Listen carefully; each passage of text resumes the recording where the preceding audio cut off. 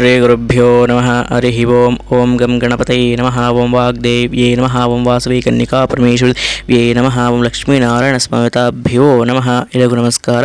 ಇವತ್ತಿನ ವಿಡಿಯೋದಲ್ಲಿ ನಾವು ಧನುರ್ಮಾಸದ ಬಗ್ಗೆ ತಿಳಿಯೋಣ. ಧನುರ್ಮಾಸದಲ್ಲಿ ಏಕೆ ಪೂಜೆಗಳಿಗೆ ವಿಶೇಷ ಫಲ, ಶುಭ ಕಾರ್ಯಗಳಿಗೆ ಶ್ರೇಷ್ಠವಲ್ಲ ಎನ್ನುವ ವಿಷಯದ ಬಗ್ಗೆ ತಿಳಿಯೋಣ. ಉತ್ತರಾಯಣ ಪುಣ್ಯಕಾಲ ಮತ್ತು ದಕ್ಷಿಣಾಯಣ ಪುಣ್ಯಕಾಲ ಎಂದು ನಮ್ಮ ಹಿಂದೂ ಪಂಚಾಂಗವನ್ನು ವಿಭಾಗಿಸಿದ್ದೇವೆ. ನಮ್ಮ ಕಾಲಗಣನೆ ದೇವತೆಗಳ ಕಾಲಗಣನೆಗೂ ವ್ಯತ್ಯಾಸವಿದೆ. ದೇವತೆಗಳು ಒಂದು ದಿನ ನಮಗೆ ಒಂದು ವರ್ಷದ ಅವಧಿ. ಮಾರ್ಗಶಿರ ಮಾಸ ಧನುರ್ಮಾಸದ ಅವಧಿಯು ದೇವತೆಗಳಿಗೆ ಶ್ರೇಷ್ಠ ಮುಹೂರ್ತ ಇರುವ ಸಮಯ. ನಮ್ಮ ಈ ಒಂದು ಮಾಸದ ಅವಧಿಗೆ ದೇವತೆಗಳಿಗೆ ಪೂರ್ತಿ ಬ್ರಹ್ಮ ಮುಹೂರ್ತವಿದ್ದಂತೆ. ಆದ ಕಾರಣ ದೇವತೆಗಳಿಗೆ ಶ್ರೇಷ್ಠವಾದ ಸಮಯದಲ್ಲಿ ನಾವು ದೇವಾರಾಧನೆ ಮಾಡಿದರೆ ಅದಕ್ಕೆ ವಿಶೇಷ ಫಲ ಇರುತ್ತದೆ.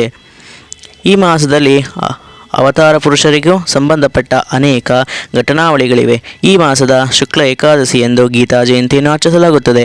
ಆದರೆ ಕೃಷ್ಣ ಅರ್ಜುನನಿಗೆ ಗೀತೋಪದೇಶ ಮಾಡಿದ ದಿನವಿದು. ಇದಕ್ಕೆ ಮೋಕ್ಷದ ಏಕಾದಶಿ ಎಂಬ ಹೆಸರಿದೆ.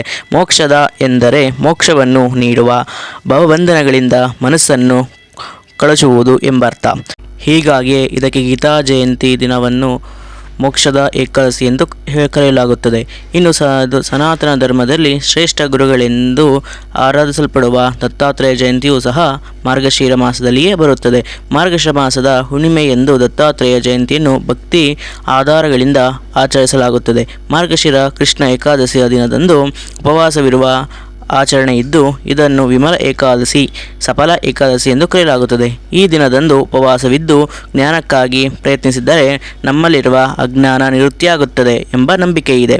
ವಿಷ್ಣುವಿನ ಅವತಾರವೇ ಆಗಿರುವ ಕೃಷ್ಣ ಮಾಸಗಳಲ್ಲಿ ನಾನು ಮಾರ್ಗಶಿರ ಮಾಸ ಎಂದು ಹೇಳಿದ್ದು. ಈ ಮಾಸದಲ್ಲಿ ವಿಷ್ಣುವಿಗೆ ವಿಶೇಷ ಪೂಜೆಗಳು ನಡೆಯುತ್ತಿವೆ. ಈ ಮಾಸದ ಮತ್ತೊಂದು ಆಚರಣೆ ಎಂದರೆ ಅಮಾವಾಸ್ಯೆಯ 6 ದಿನಗಳ ನಂತರ ಸ್ಕಂದಷಷ್ಠಿಯನ್ನು ಆಚರಿಸಲಾಗುತ್ತದೆ.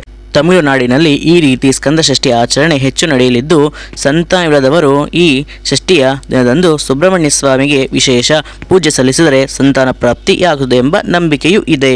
ಇದೇ ಥರ ಮಾಹಿತಿಯನ್ನು ತಿಳಿಯಲು ನಮ್ಮ ಚಾನಲ್ ಸಬ್ಸ್ಕ್ರೈಬ್ ಮಾಡಿ, ಲೈಕ್, ಶೇರ್, ಕಾಮೆಂಟ್ ಮಾಡಿ.